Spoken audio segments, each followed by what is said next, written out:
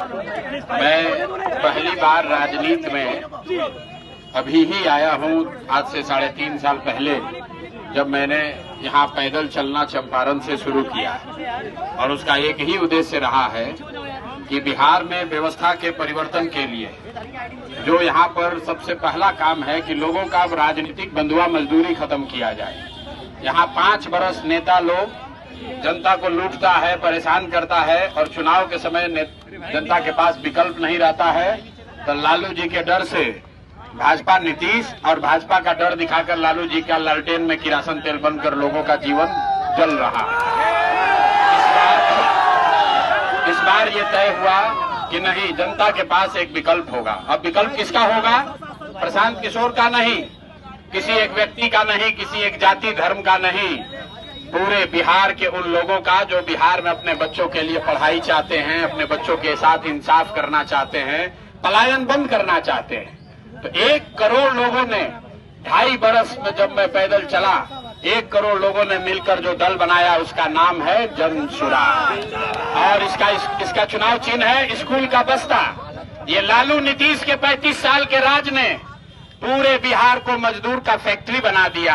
आपके बच्चों के पीठ पर बोरा बांध दिया। तो अगर वो पीठ के बोरा को हटाना है तो उसका एक ही रास्ता है, वो है पढ़ाई।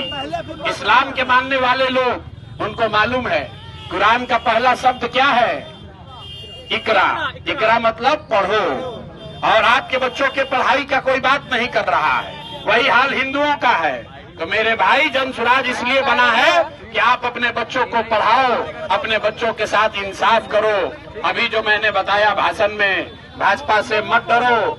दूसरा दल वाला आएगा, कहेगा भाजपा से डरो, हमको वोट दे दो, हमारे लालटेन में किरासन तेल बन जाओ। जन सुराज ये कह रहा है, सारे इस्लाम को मानने वाले मुसलमान भाई, अल्लाह से डरिए और हक के साथ खड़े होइए, अपने बच्चों के साथ खड़े हो जाइए, तभी आपके बच्चों का फायदा होगा, आपके यहाँ बेरोजगारी खत्म होगी। और अभी सारे समाज ने, सबने मिलकर लब्बैक कहा है। और यहाँ जोकी हाट की धरती से ये शुरुआत हुई है। अगले 15 दिन में पूरे बिहार में आप ये परिवर्तन का, बदलाव का लहर देखेंगे। 14 तारीख को एक नई व्यवस्था बनेगी जिसका नाम है जन सुराज। और जब ये व्यवस्था बनेगा तो और कुछ काम हो या न हो, पहला काम क्या होगा? आपके घर के जो बच्चे बाहर गए हैं मजदूरी करने, जो 10-12 हजार रुपया के लिए बॉम्बे में, दिल्ली में जाकर दोजख का जिंदगी जी रहा है, अपना पेट काटता है कि 5-6 हजार घर पर भेजेंगे तो हमारा बाल बच्चा खाएगा। जन सुराज ने पहला वादा किया है कि अगर जन सुराज की व्यवस्था 14 को बन गई तो आप में से किसी के बच्चे को, किसी के पति को, किसी के भाई को, किसी के भतीजा को 10-12 हजार रुपया के रोजी रोजगार के लिए अपना गांव अररिया, जो कि हाट, बिहार सीमांचल छोड़कर दूसरे राज्य में नहीं जाना पड़ेगा। तो भैया आपको तय करना है। अगर आप अपने बच्चों को, आपको राजनीतिक बंधुआ मजदूरी को जन सुराज ने खत्म कर दिया, आपके सामने विकल्प आ गया। अब आपको लालू के डर से मोदी और मोदी के डर से लालू को वोट नहीं देना है। लेकिन राजनीतिक जो आजादी मिली है, इसका फायदा तब होगा, आर्थिक आजादी तब मिलेगी जब 11 तारीख को आप बस्ता छाप पर वोट देकर सरफराज भाई को यहाँ से जिताकर सदन में भेजिए।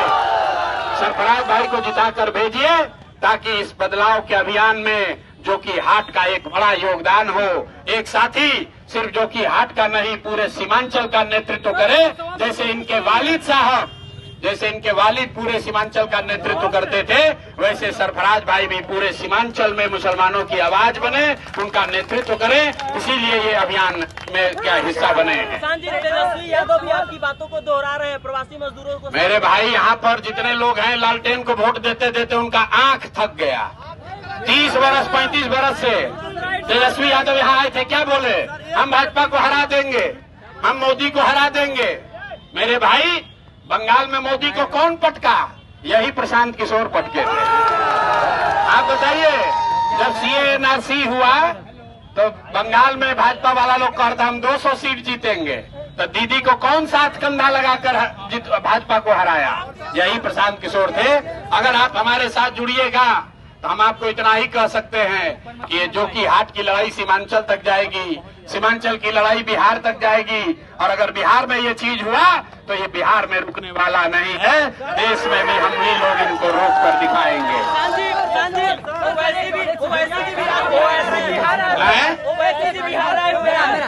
भाई ओवैसी जी पर हमने पहले कह दिया, ओवैसी जी हमारे मित्र हैं, ओवैसी जी को हैदराबाद देखना चाहिए, और सीमांचल जो है वो सरफराज भाई जैसे नेताओं पर, सीमांचल के बच्चों पर छोड़ देना चाहिए। ओवैसी साहब जो कह रहे हैं वो मुसलमानों के हक की बात नहीं है। ओवैसी साहब ये कह रहे हैं कि सारा मुसलमान इकट्ठा हो जाइए, हम लोग लड़ेंगे, अपने हक की बात करेंगे। मेरे भाई यही चीज तो भाजपा भी चाहती है कि सारा मुसलमान इकट्ठा हो जाए, हिंदू के खिलाफ हो जाए। इसलिए जनसुराज ने रास्ता बताया, मैंने अभी सबको सिखाया। आज भी इस देश में आधे हिंदू भाजपा को वोट नहीं देते हैं। वो कौन हिंदू हैं? जो गांधी को मानने वाला हिंदू है, जो बाबा साहब अम्बेडकर के विचारधारा को मानने वाला हिंदू है, जो कम्युनिस्ट और समाजवाद को मानने वाले हिंदू हैं, वो भाजपा के साथ नहीं हैं। तो ओवैसी साहब कह रहे हैं सारे मुसलमान इकट्ठा हो जाइए, और जनसुराज कह रहा है कि सारे मुसलमान इकट्ठा हो जाइए, लेकिन उन 50% हिंदुओं के साथ इकट्ठा होइए जो विचारधारा के आधार पर आपके साथ कंधा लगाकर भाजपा से लड़ना चाहते हैं। तय आपको करना है।